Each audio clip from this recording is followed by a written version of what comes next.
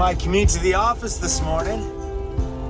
I'm on a search for a place to work today. I figured a spot with a nice view and clear opening so we can throw up the Starlink this morning and get you guys a video. This is my morning commute. Not bad.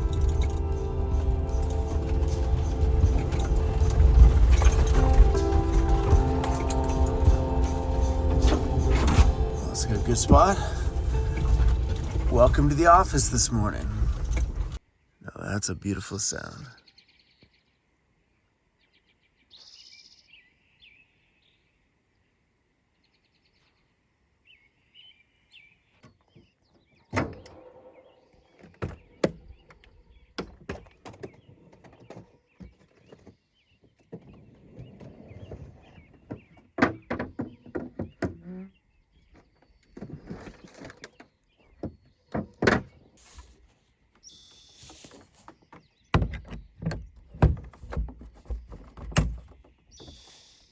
You can never see the hole. There we go.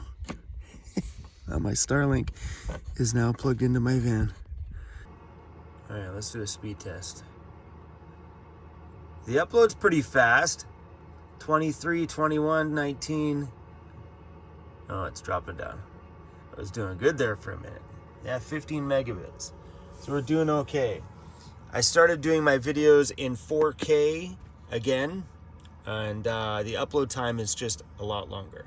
I stopped doing my videos in 4K for a while just because of the upload time. It adds an extra, sometimes a half an hour, sometimes 2 hours, depending on the type of connection that I'm getting. So I kind of knocked everything down to 1080p just to make those uploads 10 minutes long.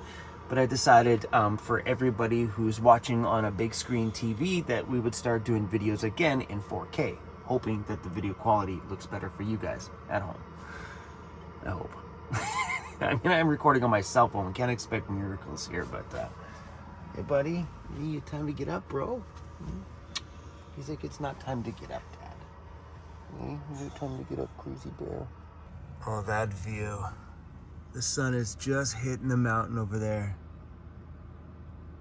Wow. So convenient to have everything I need right here. Like all my quick grab stuff I need for, like, you know, deodorant or stuff like that is all in this little box right here. So when my bathroom mirror situation's open, I have quick grab access to everything, which is pretty cool. And I just reached behind me to grab wet wipes. That's a really, really awesome aspect about van life, is the convenience of everything being within a little bit of an arm's reach. You know, like in traditional homes, when you go, oh, there's no more wet wipes, then you probably got to go down a hallway to get to somewhere to get your wet wipes. Where in van life, there's no hallways. I don't have to take a hallway to go from my bathroom to my kitchen, because my bathroom is my kitchen. Literally, like, I'm getting ready in my kitchen because this is technically my bathroom area, and I shower right here. I cook right here. I pee and poop right here. This is my front room. Cruz's play area. The kitchen. This is everything. This is the entrance to my home. This is part of my bedroom. All right here. No hallways. Which is, if you really think about a hallway, it's a highly useless thing. A piece of hair hanging down.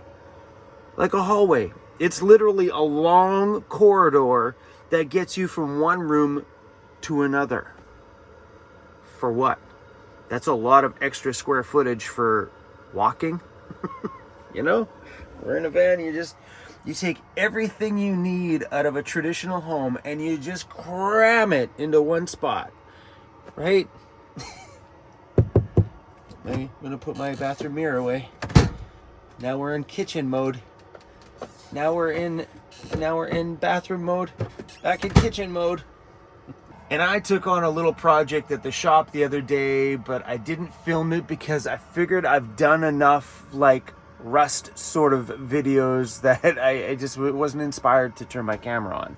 So I did a little project the other day, and that was to put carpeting up front here. Is it gonna collect a pile of dog hair?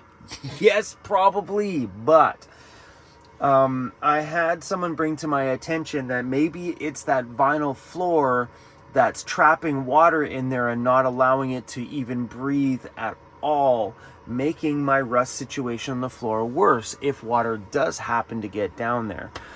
So we found a few different ways that water could get in because Emily's been having some problems with water on her floor. So we sealed up the doghouse a little bit better. I re-riveted the latches on her doghouse so they're a little bit tighter. We put another foam seal around it and also sealed up some little drain holes, whatever.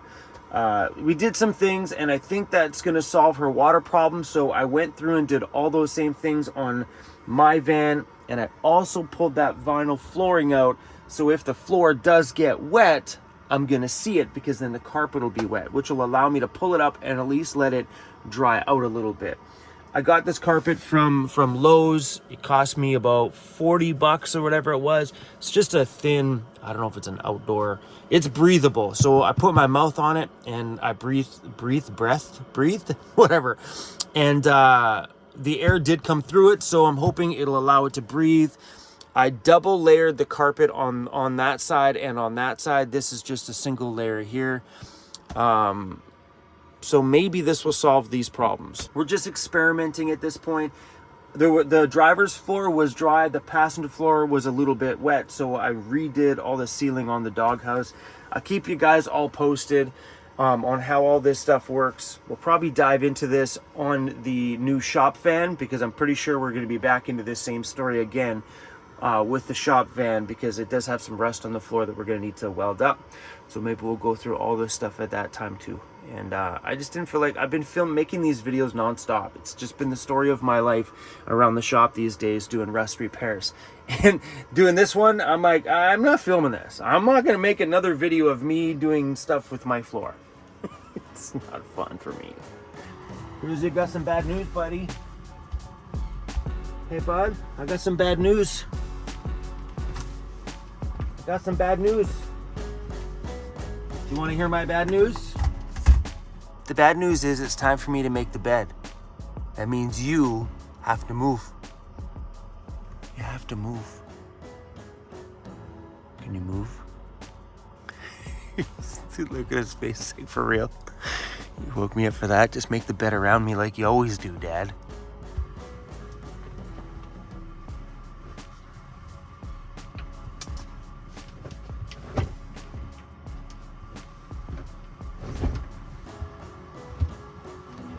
Don't want to let them see my butt crack.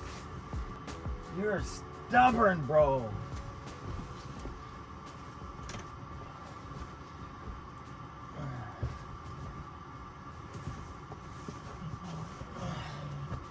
Seriously?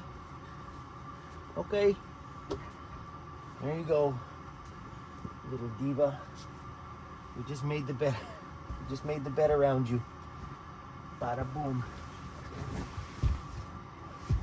I had to make the bed around him because he was like, I'm not moving. Why are you not happy with me? I am getting a seriously dirty look. I'm sorry, bro. It's time to wake up. We have to make the bed. We're trying to keep things clean around here now. Whoa. If looks could kill, bro. We're trying to be a little bit more presentable, buddy. We've been coming across as quite the slobs on YouTube lately. Well, I have. I'm not sure if this is going to work at all, but yeah, it's just a thin carpeting. It doesn't have a thick rubber back, so it's breathable. I don't know, it just kind of made sense, like, because I know when it comes to building your van, keeping things breathable is super important. And then we go and seal the whole front floor with a complete vinyl, which means nothing can breathe. It just traps it all in there. It just kind of made sense. Because when it comes to building your actual van itself, it's good to leave your walls breathable, ways for air to get in there and also moisture to get out. Like in a van, you don't want to put a vapor barrier behind your walls. You don't want to do that. That's something you do in a standard sticks and bricks build. You don't do that in your camper van because you have a metal shell on the outside. You need to be able to let any condensation that does build up back there evaporate and breathe and allow some airflow in there. So you never want to completely seal your vehicle. So behind these trims, like these trims aren't sealed up against there. There's a gap on pretty much the bolt bottom side, especially there's a gap. Oh, that's broken.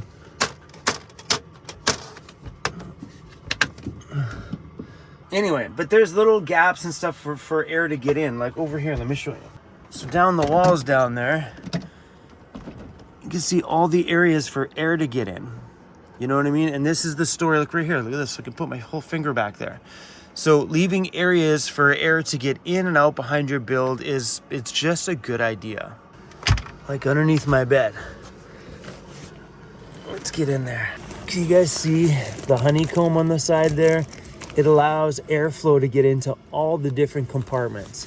Airflow is super important. So it just kind of made sense to allow some breathability on those front floors because moisture is going to happen. It's without a doubt going to happen down there somewhere, whether it be from just the temperature difference from the cold floor on a winter day and the warm heat in here, or even the heat on inside on the front when you're heating your feet up in the wintertime and it's stone cold on the bottom. There's going to be condensation that's going to build up in there. That's inevitable. So having a way for it to breathe a little bit just kind of made sense. And I do like the aspect that I'll be able to find out if it's leaking right away because my feet will be wet, which is kind of cool. I don't know how easy that carpet's going to be to dry out, but I would rather know the moisture's there than to not look underneath there for another year and then go, uh-oh, here we go again. I'm a bit of an expert at that just about at this point. We got 45 minutes left on the upload. Let's make some coffee.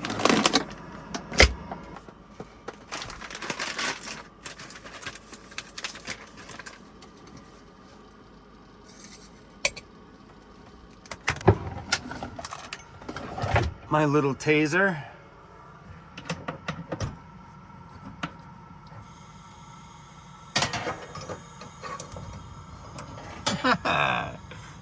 This is so cool. Little taser. Heck yeah.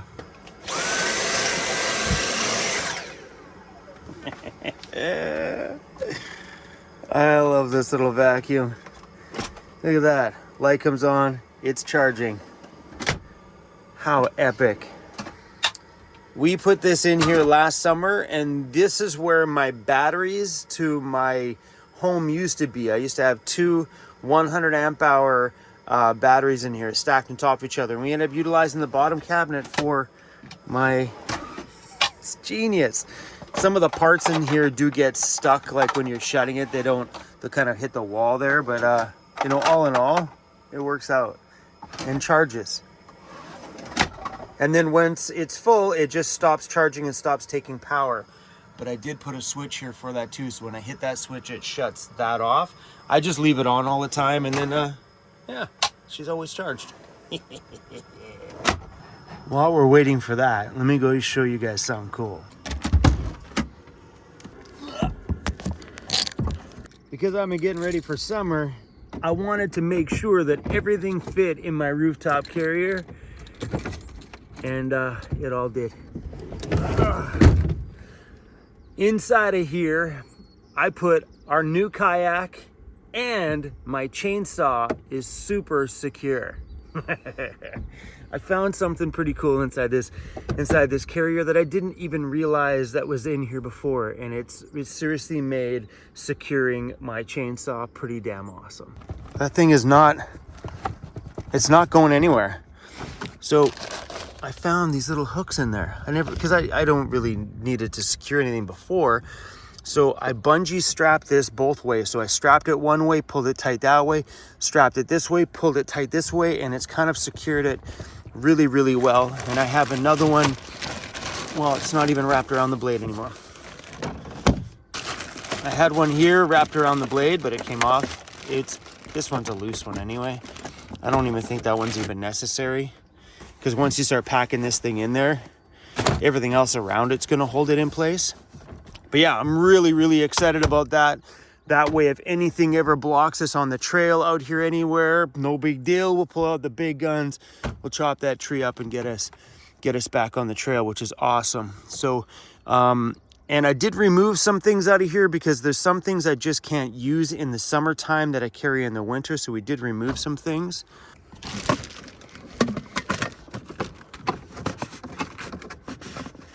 I figure the stuff that we removed, my pump's coming apart. I figured with everything that we removed, we added enough fun stuff to make up for it. That kayak is coming into use one of these fine days because there's some lakes out here in these mountains, and I'm gonna pump that baby up and me and Cruzy are gonna hit the lake. I'm pretty stoked. But I was really stoked about that chainsaw because, you know, you wanna make sure you make purchases like that and keep them safe and secure in your home, because our homes are in a constant state of earthquake. Everywhere we are, everywhere we go, everything is like this all the time. That's animal poop. I just about stepped in when I got to the van. Shut that heater off. Oh, look at that day. Oh man, am I ever excited to get out there today. I'm also excited about plunging this thing. Let's go. So as you guys can see, I am really ready to hit the road right now. My heart has already left, but I got a few things that are holding me here, and they're important. That's dental work. I got 2 dentist appointments coming up. I have to get some crowns and stuff put on there, so hopefully we don't have any sore teeth while I'm traveling this year. I should have did those crowns last year, but I was too eager to get on the road, so I just let it go. I'm like, I'll do it next year. And I should have did those appointments when I came back to the island, but I didn't. I'm waiting till just before I leave again.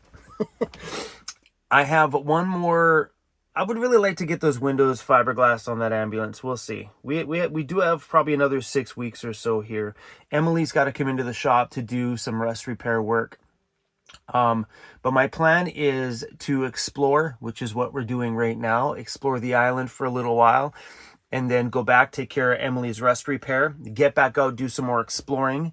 Then I think once Emily's rust repair is done, I'm locking the shop up for the whole summer. Then we're going to travel up island here and explore until my dentist appointment. And then after my appointment, we have 3 weeks between that one and the next appointment. So we're probably going to shove it to the north side of the island and just explore up there for 3 weeks, and then come back for the final dentist appointment. And then we're going to get off this island and explore British Columbia. But that brings me to what I took out of the rooftop carrier and why. So if I was traveling across Canada again, or maybe into the other provinces in Canada, I would have kept these items with me. But because we're staying in British Columbia, these items become well, just taking up space and weight.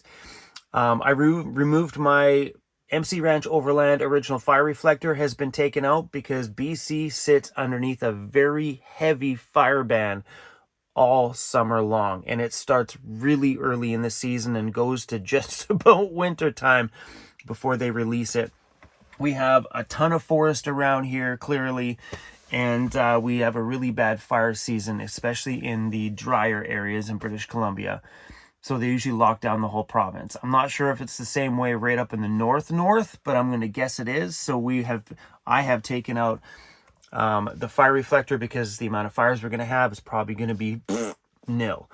And I also took out the shank, you know, that outdoor cooking kit that I have that I use over the fire pit, put the Dutch oven and stuff like that on, or the cast iron frying pan.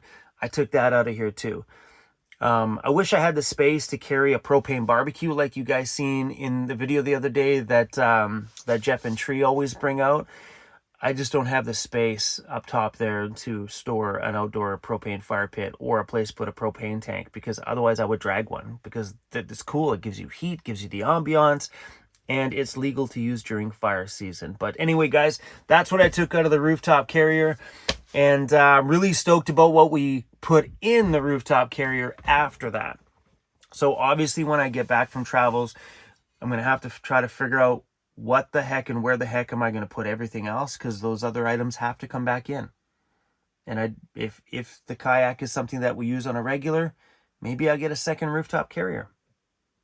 I don't know. You know what? That kayak might even fit in that compartment there. Not the bag. Not the bag, guys, you silly guys. In this one. That kayak might fit in there. That's my laundry bin. You never know. All right, guys, let's go outside. I think the sun's finally hit the van. Oh, hello. Oh, that's a nice morning. Oh, wow. You hear the frogs? It sounds like there's thousands of frogs down there. Anyway, you guys, nice simple little video here this morning. A little update for you guys. And thanks for coming to work with me this morning. My little commute here in the backcountry. I would take this commute over my old lifestyle that I lived before living in a van, hands down, any day. This morning commute is welcomed absolutely anytime. So I also have another piece of good news. I mentioned this the other day. I am actually doing my own merchandise ourselves in-house. I'm not printing them in-house, but they are done locally out here, and don't worry, that's coming up soon. I'm gonna take you guys through the whole process.